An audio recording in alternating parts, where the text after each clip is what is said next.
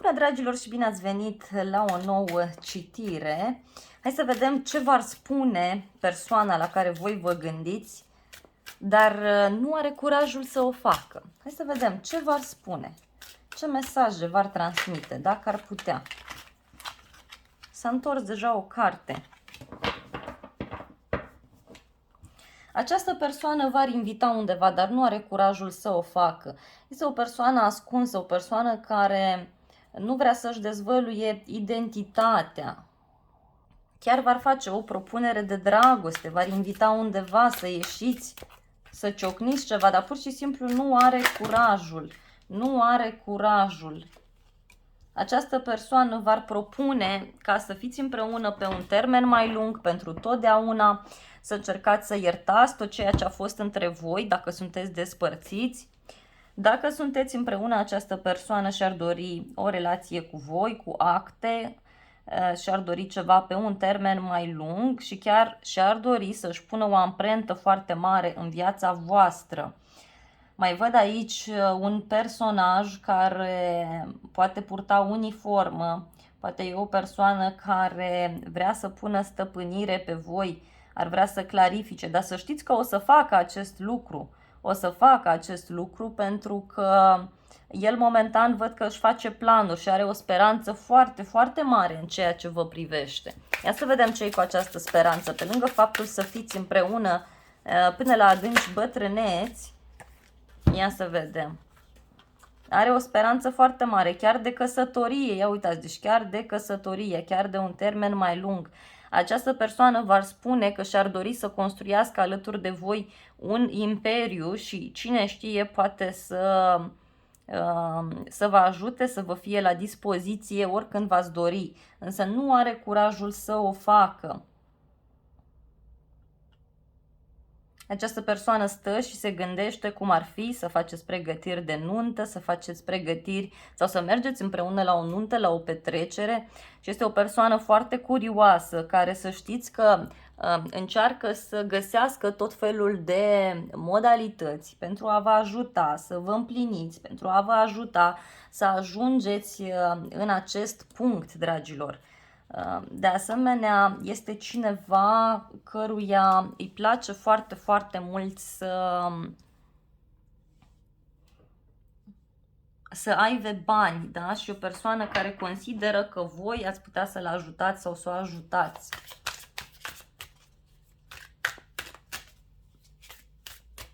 Hai să mai vedem despre cealaltă persoană.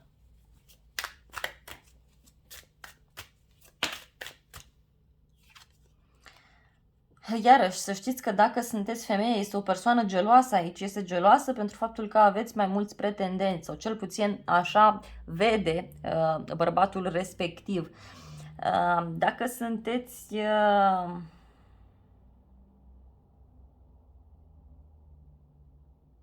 bărbat, atunci e bine să aveți grijă, pentru că această femeie vă consideră că sunteți unul dintre cei care o admirați. Deci nu e o persoană, este o persoană mai sensibilă aici, care pur și simplu și-ar dori multă atenția voastră. De asemenea, să știți că această persoană vrea să facă drum către voi, indiferent că sunteți femeie sau că sunteți bărbat.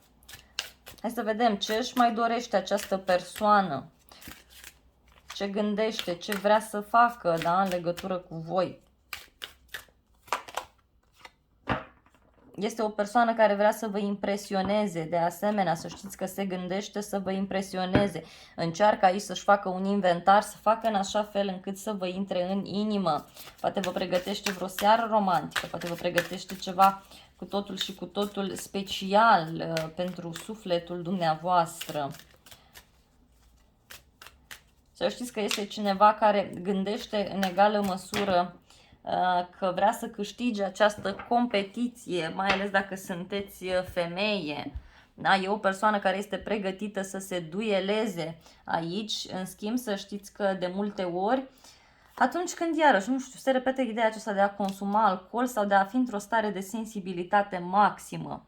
Nu știu, poate e o persoană mai sensibilă și atunci să știți că acest bărbat pur și simplu câteodată se închide așa în el și se gândește foarte intens la voi. se gândește cum ar fi să vă ofere tot ceea ce aveți voi nevoie din punct de vedere material și pur și simplu se gândește cum anume să facă să vă impresioneze, ce anume să vă ofere, ce anume să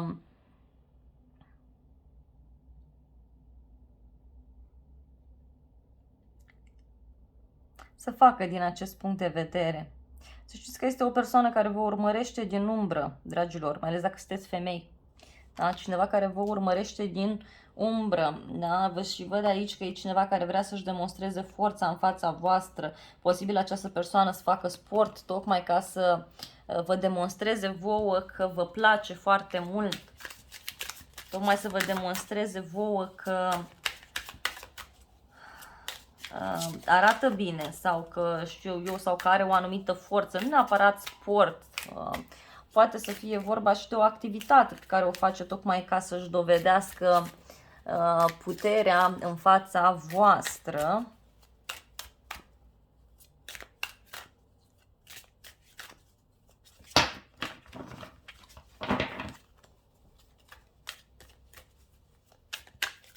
Hai să vedem acum dacă va face vreun gest față de voi, că el cam asta gândește sau ea. Da, va face un gest față de voi, vă va invita undeva, dar va fi așa distant și nu va ști cum să vă propune, nu va ști cum să vorbească, dragilor, cu voi.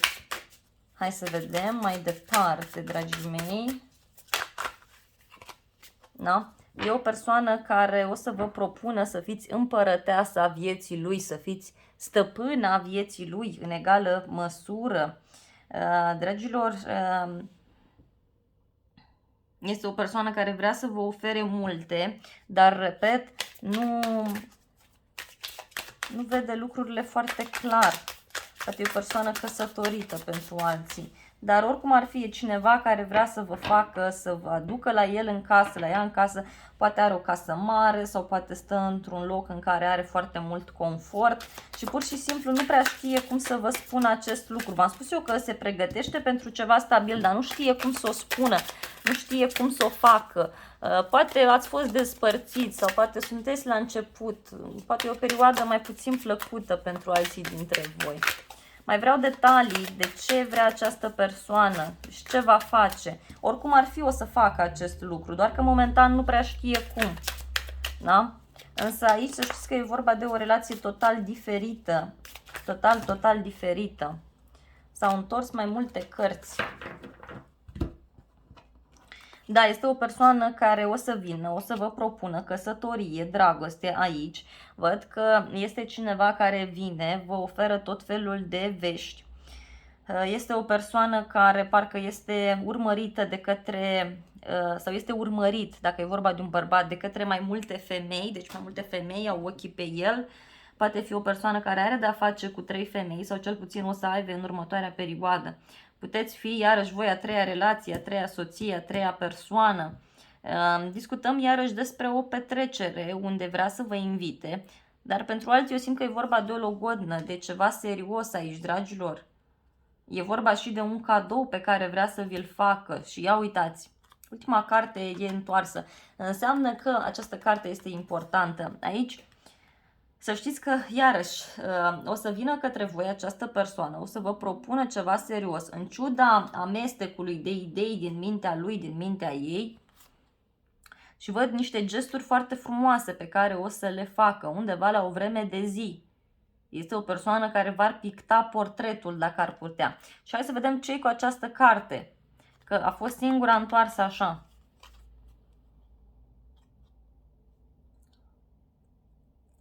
E o persoană care vă apreciază și e posibil, da, ca și surpriză, să vină să vă aducă un buchet de flori sau să facă o surpriză undeva la locul de muncă.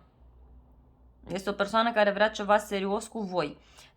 E ca și cum v-a ales din mai multe femei, ați avut mai multă concurență, văd aici. Și voi ați fost cele privilegiate, poate ați fost cele mai cuminți sau cele care ați fost așa cu capul pe umeri. pentru bărbați, să știți că o să reușiți să domoliți această femeie. Dacă e vorba de o femeie căreia îi place viața, deci o să reușiți să o dați pe brazdă, cum s-ar spune. Și aici aveți un 7 de monede. Mai văd iarăși o persoană care vrea să vină către voi. De asemenea, să știți că e cineva care se mișcă încet și sigur. E bine să urmați semnele lui sau semnele ei, sau e bine să-i dați semne acestei persoane ca să știe ce să facă. Este cineva care până acum văd că a stat în vreo 2 relații, a mers în paralel, s-a distrat și a trăit viața. Dar acum parcă se uită așa în urmă cu părere de rău și parcă vine către voi și spune gata, vreau să mă liniștesc, vreau să stau cu această persoană, vreau să fiu alături de el sau de ea. Foarte frumoasă și această citire. Vreau să mai extrag mesaje suplimentare din partea cărților țigănești pentru voi. Hai să vedem, dragilor, vreau să vedem și câteva mesaje, s-au întors câteva cărți. Este o persoană care poate stă bine financiar, o persoană care se gândește foarte mult la bani și care are de luat o decizie pe care o tot amână legată de un divorț sau legată de niște acte, de o decizie, și este o persoană care este cu ochii pe voi, o persoană care intuiește, care vede un viitor alături de voi, dar căruia parcă este frică să nu aveți probleme financiare. Să știți că în același timp este o persoană foarte geloasă. Iarăși, e o persoană care mereu e cu ochii pe voi, mereu vrea să știe ce faceți, unde vă duceți, cum sunteți, cum anume acționați.